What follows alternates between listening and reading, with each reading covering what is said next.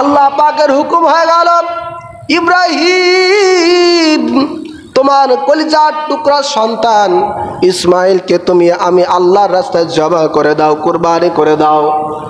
হযরত ইব্রাহিম আলাইহিস সালাম আল্লাহ পাকের হুকুম পালন করার জন্য তিনি এবার কুরবানির প্রস্তুতি নিলেন। আল্লাহর খলিল হযরতে ইব্রাহিম আলাইহিস সালাম তার শিশুপুত্র হযরত ইসমাইল আলাইহিস সালামকে লক্ষ্য করে বলেন, ইসমাইল ফালাম্মা বালাগা মাআহুস সায়া ক্বালা ইয়া বুনাইয়া ইন্নী আরা ফিল মানামি আন্নী আযবাহুকা ফানজুর মাযা তারা। সিল্লায় বলেন আল্লাহু আকবার। কোরআন কারীমের মধ্যে এসেছে হযরত ইসমাইল আলাইহিস সালামের বয়স যখন 7 বছর, কোন বর্ণনা এসেছে 13 বছর, এই ছোট্ট সন্তানকে হযরতে ইব্রাহিম আলাইহিস সালাম বলছেন, ইব্রাহিম হযরত ইব্রাহিম আলাইহিস সালাম বলছেন, ইসমাইল আমি স্বপ্ন যোগে দেখেছি তোমাকে কুরবানি করতেছি, এটা আল্লাহ পাকের হুকুম, আল্লাহ পাকের অর্ডার, সুতরাং এ বিষয়ে তোমার মতামত কি? সুবহানাল্লাহ, আমি তোমাকে কুরবানি করতে চাই, আল্লাহ পাকের হুকুম, বলো দেখি এ বিষয়ে তোমার মতামত কি?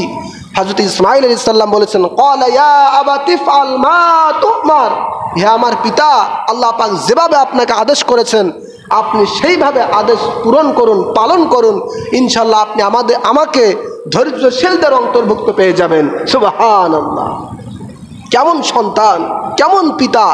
চলে গেলেন মিনা প্রান্তরে চলে যাবার সময় এরপরে শয়তান ওয়াসওয়াসা দিল, সব ওয়াসওয়াসাটাকে ফেলে রেখে চলে গেলেন একেবারে জবাহের কাঠগোড়ায়, জবাহ করার স্থানে চলে গেলেন, যে বলছেন, বাবা আপনি তো আমাকে জবাহ করবেন, তবে আমার কিছু শর্ত রয়েছে, আমার কিছু আবদার রয়েছে, আমার কিছু দাবি রয়েছে। দাবি হলো, আপনি যখন আমাকে জবাহ করবেন খুব শক্ত করে আমাকে বেঁধে নেবেন, কারণ আপনি যদি আমাকে জবাহ করেন আর আমার গলা কেটে যাওয়ার সময়, জবাহ হওয়ার সময় আমি যদি ছটপট করি আর আমার হাত পা যদি আপনার গায়ে লাগে, বড় বেয়াদবি হয়ে যাবে আব্বাজান, এর জন্য জবাহ করার সময় আমাকে খুব শক্ত করে আপনি বেঁধে নেবেন। বলেন সুবহানাল্লাহ। হযরত ইসমাইল আলাইহিস সালাম বলেন, আব্বাজান দ্বিতীয় নাম্বার আবদার হলো, আপনি যখন আমাকে জবাহ করবেন ছুরিটা ভালো করে ধার দিয়ে নেবেন, কারণ ছুরিতে যদি ধার না থাকে তাহলে জবাহ করতে দেরি হয়ে যাবে, আর যদি ধার থাকে তাহলে মুহূর্তের ভিতরে জবাহ হয়ে যাবে, আমিও কষ্ট কম পাবো, ঠিক কিনা? এজন্য আব্বাজান আপনি ছুরিটাও সুন্দর করে ধার দিয়ে নেবেন। এরপরে বলেন, আব্বাজান আমি আমার মায়ের একমাত্র সন্তান, আমার এই রক্ত মাখা জামাটা আমার মায়ের কাছে একটু পৌঁছায় দিবেন, যাতে আমার আম্মা এই রক্ত মাখা জামাটা পেয়ে কিছুটা হলেও সান্ত্বনা পায়। সুবহানাল্লাহ। সম্মানিত হাজিরিন, এভাবে বিরাট ইতিহাস। যখন ইব্রাহিম আলাইহিস সালাম জবাহ করতে শুরু করলেন আর ছুরি চালাচ্ছে কিন্তু জবাহ হচ্ছে না, তখন হযরত জিবরাইল আলাইহিস সালাম আসমান থেকে আল্লাহু আকবার একটি ধ্বনি দিলেন। বলেন আল্লাহু আকবার। হযরত জিবরাইল আলাইহিস সালাম আসমান থেকে আল্লাহু আকবার ধ্বনি দিলেন, আর সঙ্গে সঙ্গে ইব্রাহিম আলাইহিস সালাম থমকে গেলেন। এই জনমানবহীন অরণ্য প্রান্তরে কে আবার আল্লাহু আকবার দিচ্ছে?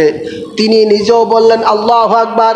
এই সুযোগে হযরতে জিবরাইল আলাইহিস সালাম ইসমাইলকে সরিয়ে বেহেশতি দুম্বা রেখে দিলেন আর বললেন লা ইলাহা ইল্লাল্লাহু আল্লাহু আকবার। এরপরে হযরতে ইব্রাহিম আলাইহিস সালাম আল্লাহু আকবার আল্লাহু আকবার বলে যখন পুনরায় ছুরি চালাতে শুরু করলেন, এবার সরাসরি গলগল করে হযরতে ইব্রাহিম আলাইহিস সালামের ছুরির আঘাতে জবাহ করাতে, হযরতে ইব্রাহিম আলাইহিস সালামের ছুরির আঘাতে বেহেশতি দুম্বা ইসমাইলের পরিবর্তে জবাহ হয়ে গেল। সুবহানাল্লাহ।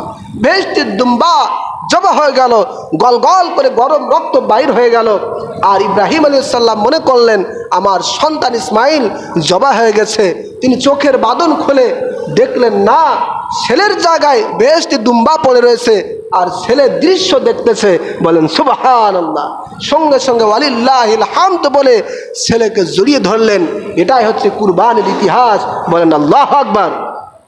এর জন্য এই 9 জিলহজ ফজর থেকে 13 জিলহজ আসর পর্যন্ত প্রত্যেক মুমিন পুরুষ এবং নারীর প্রতি এই আল্লাহু আকবার লা ইলাহা ইল্লাল্লাহু আল্লাহু আকবার ওয়ালিল্লাহিল হামদ, এই তাকবীরে তাসদিক পাঠ করাকে আল্লাহ পাক মুসলমানদের জন্য ওয়াজিব করেছেন।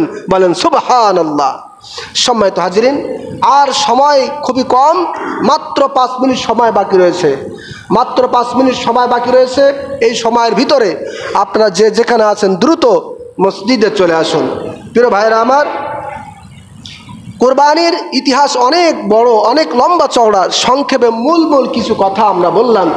আল্লাহ রাব্বুল আলামিন যেন আমাদেরকে অনুধাবন করার তৌফিক দান করেন। বলেন আল্লাহুম্মা আমিন। ইব্রাহিম নবীকে আল্লাহ পাক অনেক পরীক্ষা দিয়েছিলেন, সমস্ত পরীক্ষা ইব্রাহিম আলাইহিস সালাম উত্তীর্ণ হয়েছিলেন। এজন্য আল্লাহ পাক বলেছেন মিল্লাতা আবিকুম ইব্রাহিম, ইব্রাহিম আমি তোমাকে জাতির পিতা বানিয়ে দিলাম। ক্বালা লিন-নাসি ইমামা, এবং তোমাকে সমস্ত মানুষের ইমাম, নেতা হিসাবে গ্রহণ করলাম। সুবহানাল্লাহ। ক্বালা জাইলুকা লিন-নাসি ইমামা। এভাবে করে ইব্রাহিম আলাইহিস সালাম সমস্ত পরীক্ষায় উত্তীর্ণ হয়েছে। এর শিক্ষা হলো আমরা আমাদের ব্যক্তি জীবনে, সামাজিক জীবনে, রাজনৈতিক জীবনে যতগুলো সমস্যার সম্মুখীন আমরা হব, পরীক্ষার মধ্যে পড়ব, সব পরীক্ষাকে উত্তীর্ণ করে ইমানের বলে বলিয়ান হয়ে মুসলমানদের ভাষায় আমাদেরকে আল্লাহু আকবারের ধ্বনি প্রত্যেকের জমানে থাকতে হবে। ঠিক কিনা বলেন? এটাই হচ্ছে কুরবানির শিক্ষা। সম্মানিত হাজিরিন, সাহাবায়ে কেরাম বলেছিলেন ইয়া রাসূলুল্লাহ, ইয়া হাবিবাল্লাহ, এই কুরবানির ভিতরে কি রয়েছে? নবীজি সাল্লাল্লাহু আলাইহি সাল্লাম বলেন, কুরবানির ভিতরে তোমাদের প্রত্যেকটি পশমে, প্রত্যেকটি পশুর পশমের বিনিময়ে এক একটি করে নেকি আল্লাহ পাক দান করে দিবেন। সুবহানাল্লাহ। সুতরাং এই কুরবানি অত্যন্ত সওয়াবের কাজ, অত্যন্ত মর্যাদার কাজ, অত্যন্ত নেকির কাজ।